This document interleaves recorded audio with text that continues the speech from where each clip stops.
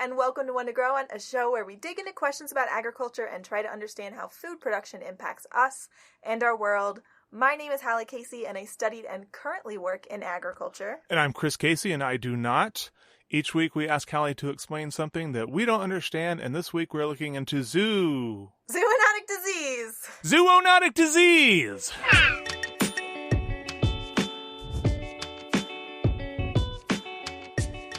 This week we have Sara Packebush, the one and only Dr. Sara Packebush. Dr. Sara, welcome to the show. Hello, and thank you for having me. Just to put this out there, I am not a medical doctor of the human type. I am a veterinarian, so I work on non-humans, mostly.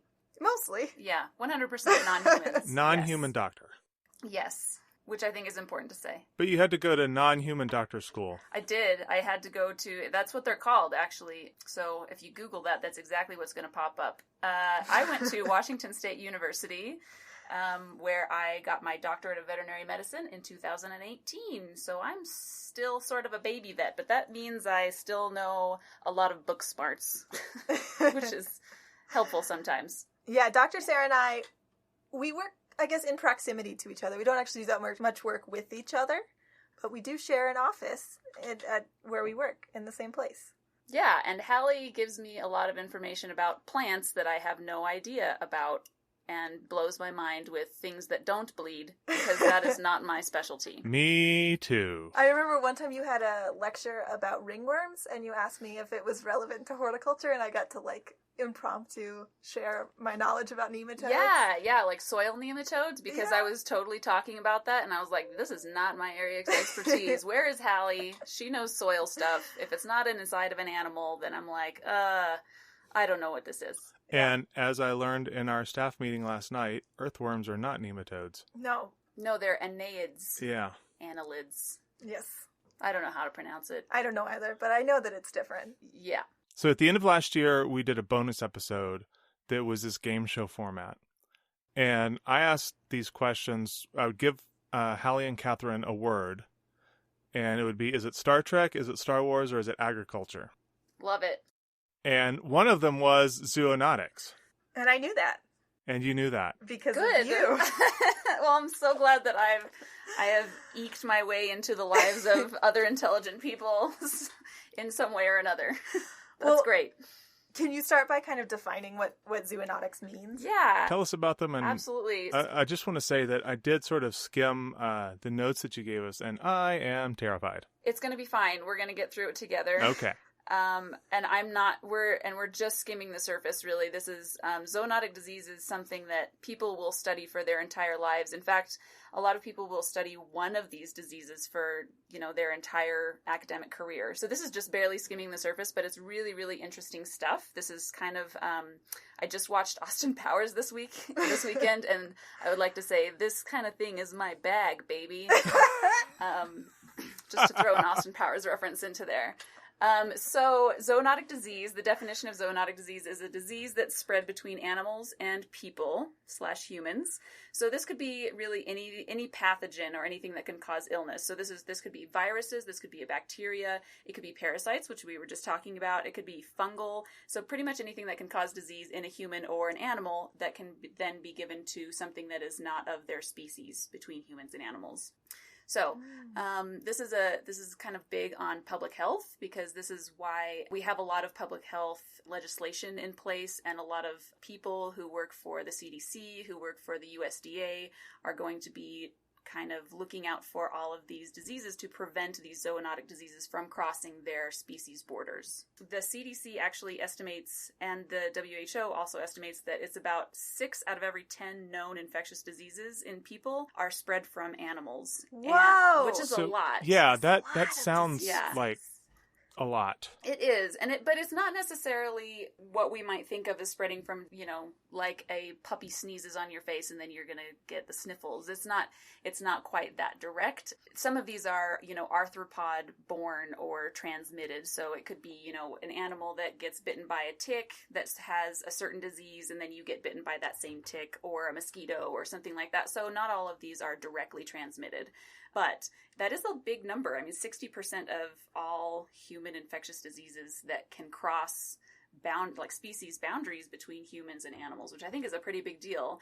Hence why we put so much legislation and energy and effort into preventing these things from spreading, because there are so many of them. So in addition to that fact, here's another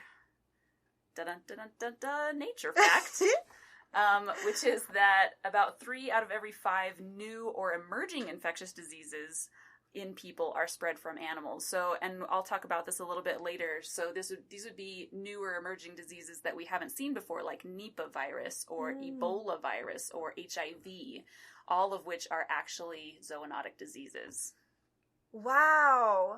Yeah, I feel like I have sort of a brand new thing to be afraid of that I wasn't afraid of. I mean, I guess it was always there. It was just something I never really thought about critically before. Yeah, well, you shouldn't have to. That's why we have people that work at the USDA and the CDC so that you don't have to be super scared of all of these things. And I'm hoping to eventually talk about how we can try and mitigate these risk factors so that everybody isn't going to end this podcast and feel like they have to bleach everything in their house. Okay, so when you're thinking about risk and like the risk that you bear to get some kind of zoonotic disease, are there different things you can do to lower your likelihood of getting a disease? Oh yeah. So it would help if you knew what kind of diseases are in your area. So for example, in the area where Hallie and I live, it's a very arid environment, and one of the things that are on my list of things that could be contracted between animals and humans would be Hantavirus. There are ways that you can mitigate those risks because we know that Hantavirus comes a lot of times from indirect contact in the environment with rodents. So we can try and mitigate those risks by making sure we have a rodent-free household, so setting traps, cleaning frequently, using masks when you are cleaning so that you're not going to inhale any of the Hantavirus particles or viruses. But that's not something that we would worry about in, say, Michigan, where we don't have those kinds of diseases. So some of these are geographically, I wouldn't say isolated, but more prevalent in certain geographic areas. Some of these, you're going to have a larger risk factor depending on what you do for your job. For example, as a veterinarian, I am much more likely to get, especially direct contact with any kind of zoonotic disease.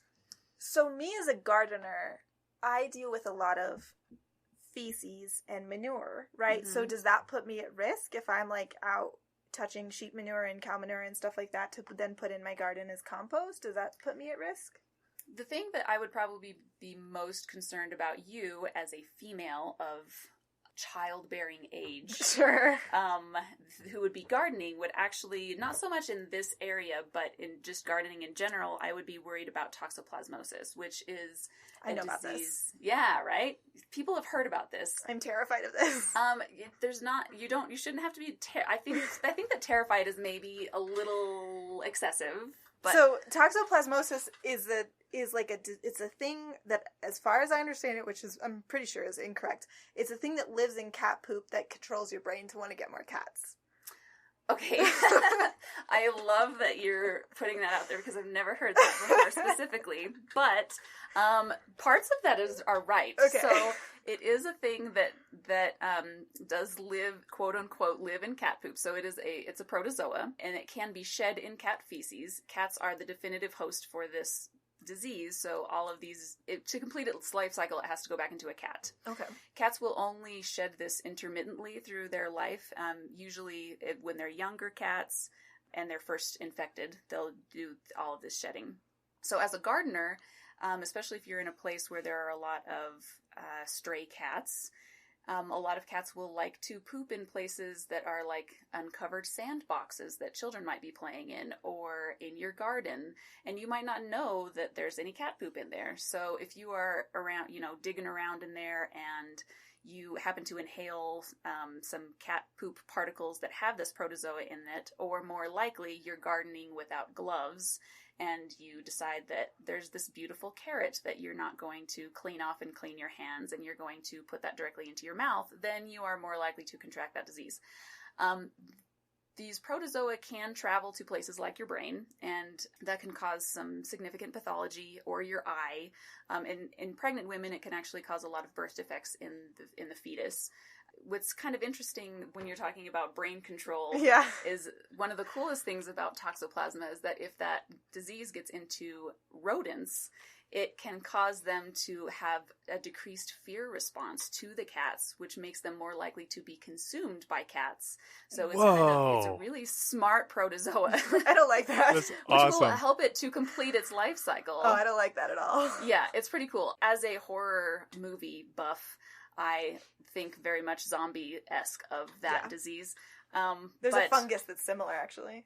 Right? I know. I mean, but they're so smart. You know, these diseases are just, I would never think of that. I don't like I'm that. not smart enough to be a disease.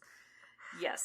So that's something that I would be concerned for you. So I'm curious now, because you're talking about gardening, you're talking about some foodborne illnesses, and you were talking about like washing off the carrot. I'm wondering, is rinsing okay? Do you have to scrub it down? And are there certain growing methods that are associated with higher risk of foodborne illnesses or zoonotic diseases? That might be a better Hallie question, actually, than it is a me question, because I don't deal with things that don't bleed. So once it goes onto the carrot, other than like washing your hands thoroughly, that's kind of where I tap Hallie in. Yeah, so for the most part, rinsing is fine. And there are definitely like growing systems that have a much higher risk of foodborne illness for different things. I mean, different crops will have different risks. Fruits and vegetables versus, something like dairy or meat has different risks. But if you're looking at something that's in a controlled system versus something that's going to be out in the elements where it's able to interact with other things, you're going to have a lower risk in something like, a hydroponic system or some kind of greenhouse system where everything is very strongly controlled. There are other trade-offs with, that system versus growing just in dirt in a field. But when you're talking about foodborne illness and stuff like that, that's kind of the breakdown. Thanks, Hallie. Yeah. Nature fact. Nature fact. I'm so happy that I got to do that part. Me too, especially since I didn't think of one for this episode. So thank you for that. Yeah. Oh man, we've got so many nature facts that you can't even handle them right now.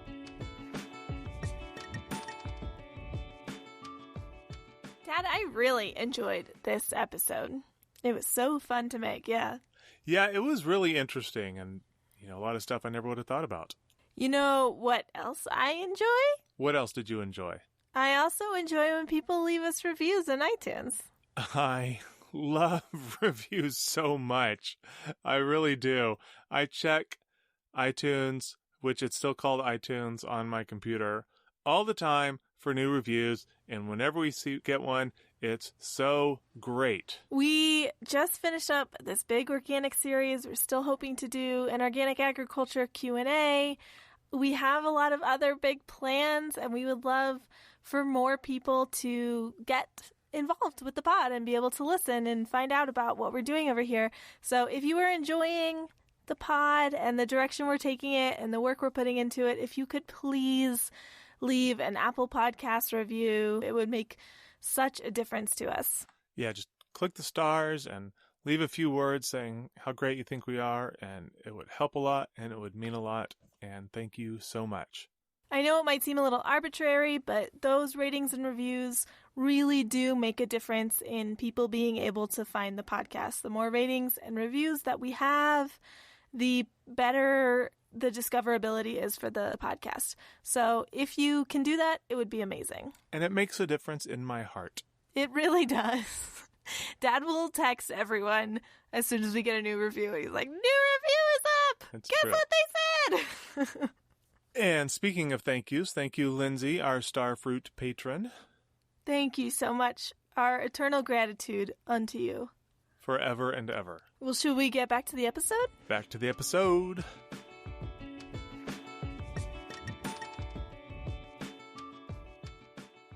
So I kind of wanted to talk about, just like briefly, a history of zoonotic disease, which again, this is going to be like an extremely abbreviated version of this. But when we're talking about these diseases, I'm always interested to learn about how did this disease come about in the first place. So in order for us to have zoonotic diseases, we have to have some kind of relationship with the animal that we're getting it from. So this is kind of a natural product of our proximity and our relationship with animals and the environment. So most of the zoonotic diseases that I, as a veterinarian, am concerned with are ones from domesticated animal species. So goats, sheep, cows, dogs, cats, that kind of a thing, which we domesticated so many thousands of years ago. Not a history major, so I'm not sure exactly how many years that was, but it was a long time ago. So we domesticated those animals for a purpose. So we domesticated them for milk and meat and labor. And the closer we interact with those animals, the more likely we are to get the diseases that they are carrying, which they may or may not actually be sick from. So yeah, that's kind of how the basis of how that happened. However, there's still other zoonotic diseases that you don't get from domestic animals. And so these would be animals that we run into just in our environment. If you're a hunter, for example, hunters who are hunting rabbits are more likely to contract something called tularemia, which is a bacteria that can cause some significant pathology in humans, which we wouldn't necessarily be concerned with for me, who has very little interaction with rabbits. Yeah. So yeah, that's kind of the history of where they came from. Some of the oldest zoonotic diseases that have been reported in humans in, papyri and on Greek. What are those things called where you put a bunch of little things together? I don't know. Like all the little tiles, you put all the little little tiles. A mosaic. A mosaic, yes. So like mosaics and papyri and whatever else, carved into stone. Again, not a history person. Yeah. So one of the oldest ones would be something like tuberculosis, which is transmitted by a mycobacterium. There are several different mycobacteria that can transmit this, but people who are smarter than I am have found skeletons of over 4,000 years ago that were infected with TB. Wow. I didn't realize TB was a zoonotic disease. Oh, yeah. So tuberculosis is a significant disease in humans that causes millions of people to die around the world every year.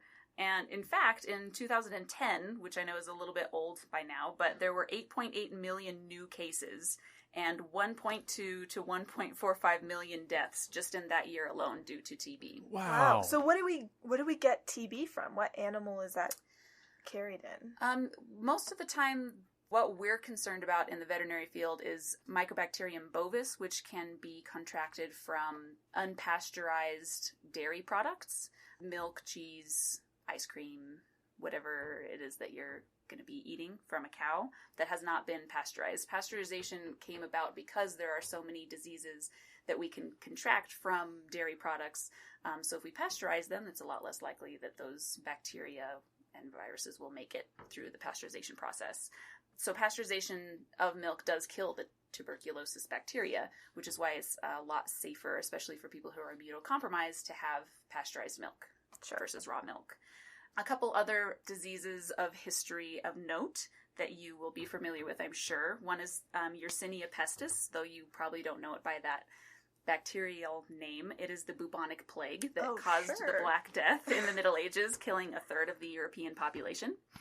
This is actually a zoonotic disease that's transmitted by a bite of an infested flea, and usually those fleas were found on rodents and pets and pests in the area, which is, I think it's pretty significant. I mean, a third of all of Europe. No, that's very significant. Okay. Yeah, it's extremely significant. I think before this episode, if you'd asked me, name 3 significant disease events, that would probably be the one I could name. Right? Yeah. I think it's pretty, it's a pretty big deal. I mean, it's not an asteroid hitting Earth and killing all the dinosaurs, but it's a pretty big deal.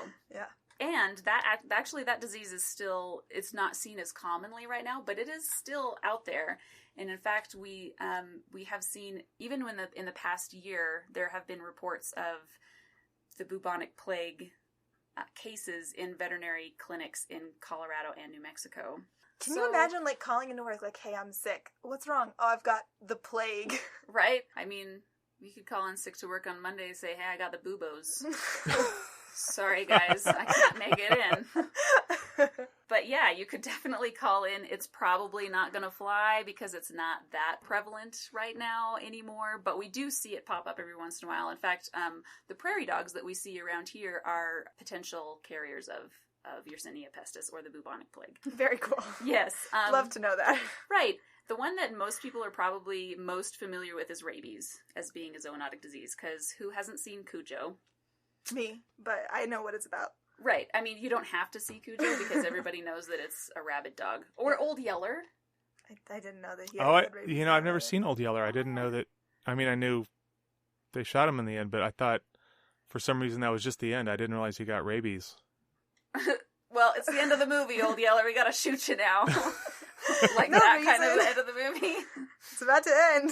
I guess that does give it a nice justification. Yeah. But, they do. So if you go back and watch that movie, and again, I haven't seen it for ages, but I guess that's why I'm a vet. I remember those kinds of things. But it was really sad. The little kid has to go and shoot his yellow lab.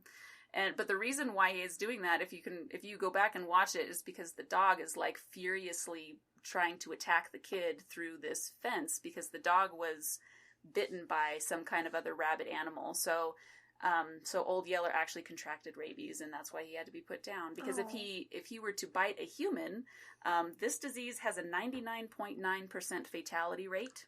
Whoa! Jeez. That's so high! Yeah, it's extremely I thought high. you could get shots and be fine. So it's preventable with vaccines. Yes, but if you are unprotected, or if your pets are unprotected from a vaccine, it's very, very likely that they're not going to make it.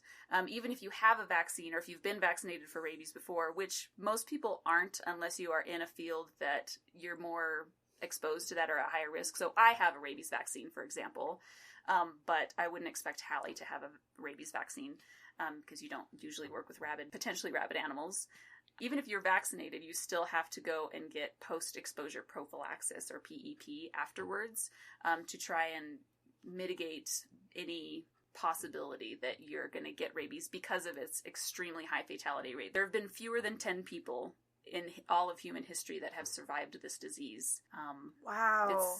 It's not good. Yeah, it's pretty bad. That's a bad one. It's a bad one, and it's been known for a long time. They talked about it, or they, I don't know, wrote about it, or like carved about it. Sure. Mosaicked about it. Yeah, they mosaicked about it in a 2000 BC Mesopotamian codex. So people knew about this, then have known about this for a long time. It's pretty scary. Yeah. It's on the top of my list of scary diseases that I could potentially get because of my job. Yeah, that's hardcore. There are more recently emerged disease that I think are interesting to talk about. One of them is West Nile virus. That's a little bit more known than some of these kind of obscure diseases that I could talk about. So West Nile virus is actually pretty new. It was first discovered in the United States by a veterinarian in 1999. Hold the phone. At a zoo. Yeah. So not in the West Nile. Right. Not in the West Nile. Okay. It's transmitted by mosquitoes.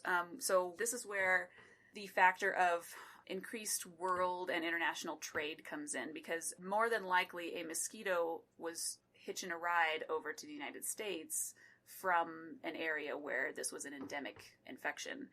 So while international trade is great in many ways, it also increases the likelihood that we're going to be spreading diseases easily. Another one that everybody likes to talk about is Ebola. Ebola is a fairly recent disease. I mean, when we're talking about zoonotic diseases, and it could be thousands and thousands of years old, Ebola is fairly recent, like within the past 100 years. It's been linked to hunting and handling infected great apes in the African interior area. And there have been several outbreaks. The recent really big one, the 2014 to 2016 outbreak, which I don't know if you guys remember, but everybody was like, yeah, I remember that. Oh my God, freaking out about it. There were over 28,000 cases and over 11,000 deaths from that outbreak alone. Wow. So it causes a hemorrhagic fever, and which it's a group of several different diseases that can cause a hemorrhagic fever. But this one has anywhere between a 25 to a 90% fatality rate. Wow. Yeah. Okay, so that sounds bad. Yeah. Good summary. Good assessment. I was going to ask you to sort of talk about this number a little bit, because 11,000 deaths is one of those that sounds like a big number, but is it about the number of cases, or is it about the sort of rate of attrition, or what's the most alarming part here? I think one of the things, in my perspective, and keeping in mind that I don't do humans, that's not really my area of expertise. But one of the things that I think is a really interesting aspect to think of about this is in these areas where there are a lot of outbreaks, it's very hard to control because it's very contagious and it's contagious in the way that it's spread by bodily fluids.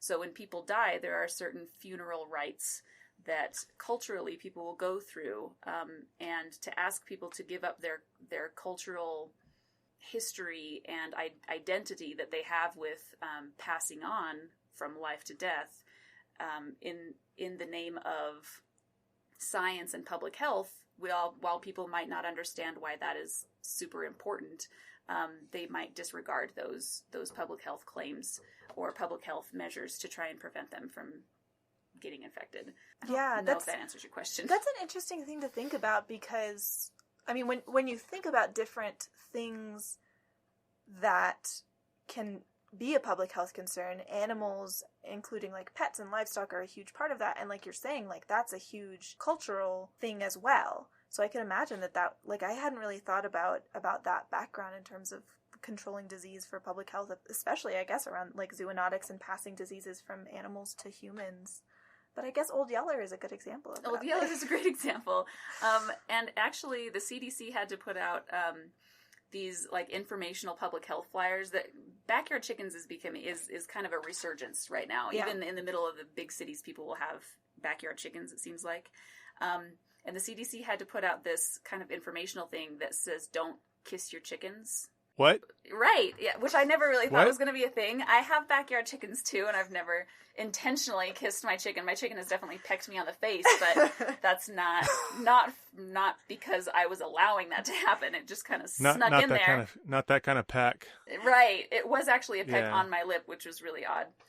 But people are treating them like pets. They're not treating them like production animals, which has been the case for the rest of human history, because that is a domesticated species with a purpose, and that purpose was to provide nutrition.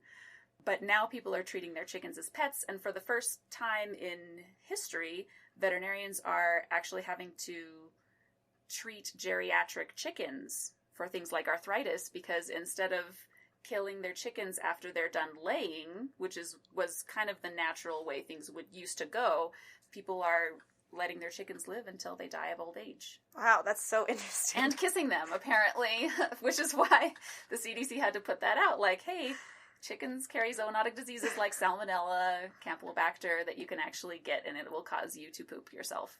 So don't kiss your chickens. Well, as Hagrid said in Harry Potter Book 3, people can be stupid about their pets. Yeah. Yes. Not that I'm saying kissing your chicken is inherently stupid, but be aware, people. Yeah, just, know what the risks are. Yep. It's not the most, I don't know, beautiful thing to kiss. Right, and I mean, they don't have lips. Yeah. So it's not like, I don't know if people are actually, mouth-to-mouth kissing their chickens, but they're definitely, snuggling with them, letting them in their house. Interesting. Which I would just assume would be a chicken poop palace by that point. Anyway. So, yeah. Speaking of that, there are continued outbreaks of zoonotic diseases always. So, for example, just this year we had a brucellosis outbreak, a drug-resistant brucellosis linked to raw milk in February. And more recently, in April of this year, we had 109 illnesses due to an exposure of ground beef that was contaminated with E. coli. So these things are constantly happening. And, oh my gosh, we could do an entire podcast on just avian influenza, because those outbreaks are happening all over the world all the time. Not always in the United States, but they're always happening.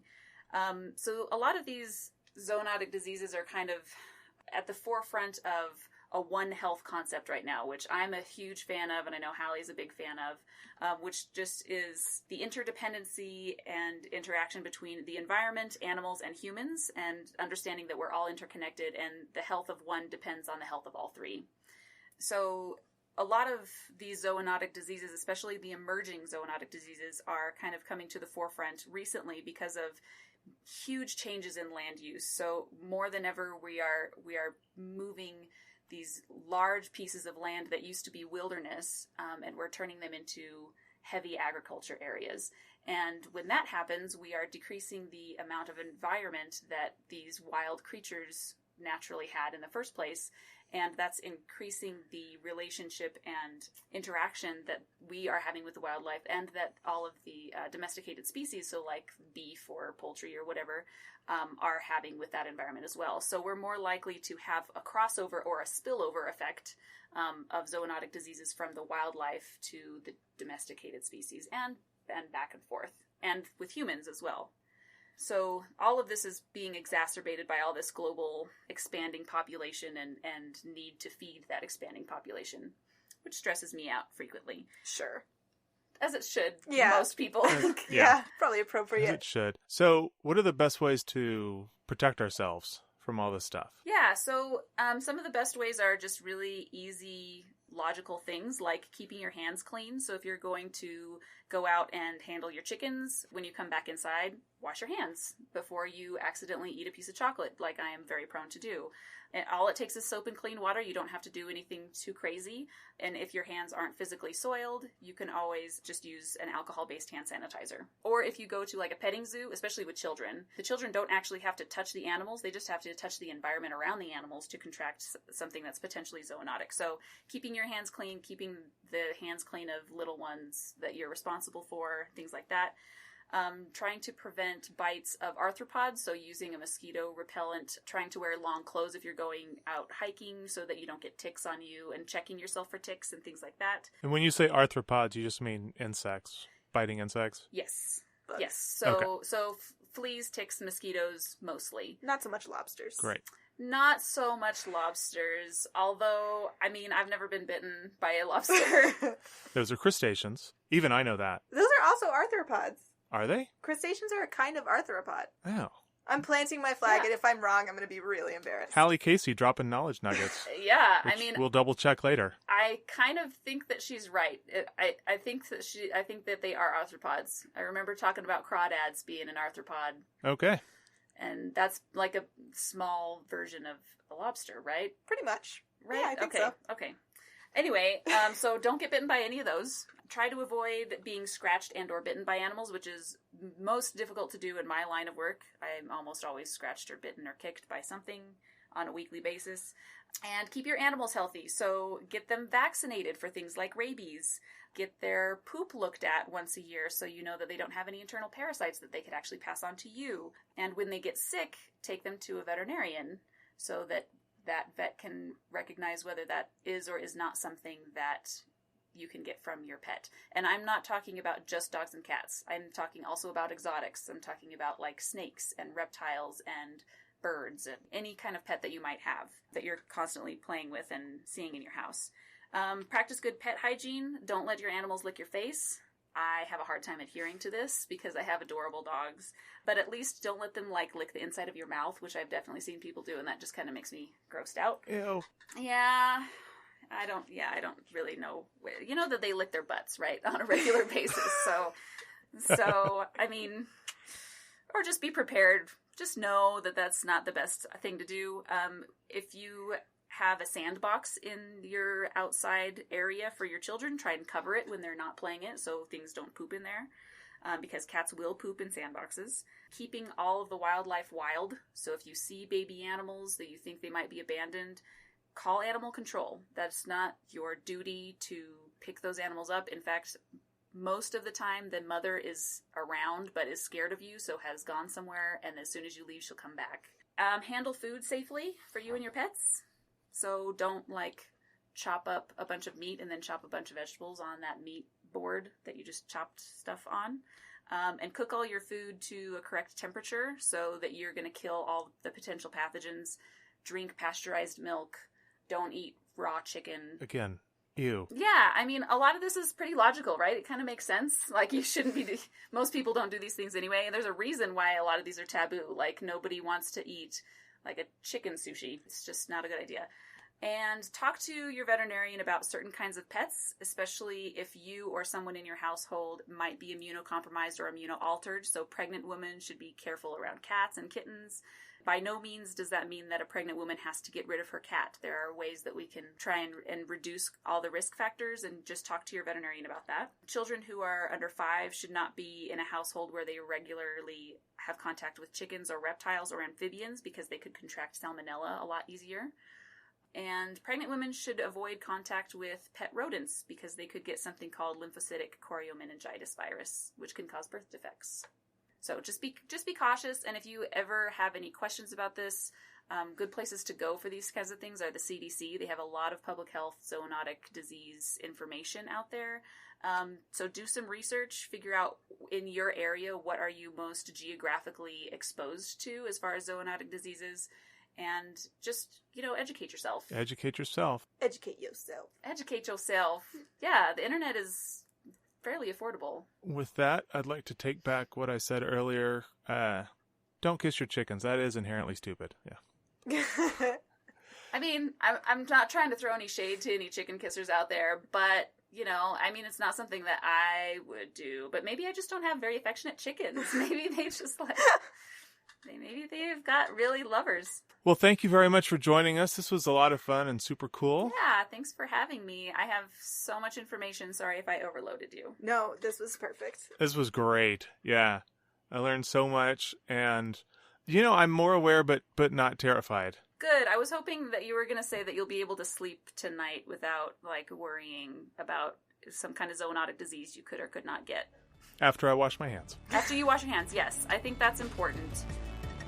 Thanks for listening to this episode of One to Grow On. This show is hosted by me, Hallie Casey, and Chris Casey. It is produced by Catherine RJ and Hallie Casey. Our music is Something Elated by Broke for Free. Connect with us on Twitter, Instagram, and Facebook at onetogrowonpod. You can find all of our episodes as well as more information about the show and the team on our website, onetogrowonpod.com. Join our community and learn more about each episode at patreon.com/onetogrowonpod. There you can get access to audio extras, fascinating follow-ups, and even custom art created just for you. If you like the show, please share it with your friends. Sharing is the best way to help us reach more ears. Be sure to check out the next episode in 2 weeks. But until then, keep on growing. Bye, everybody.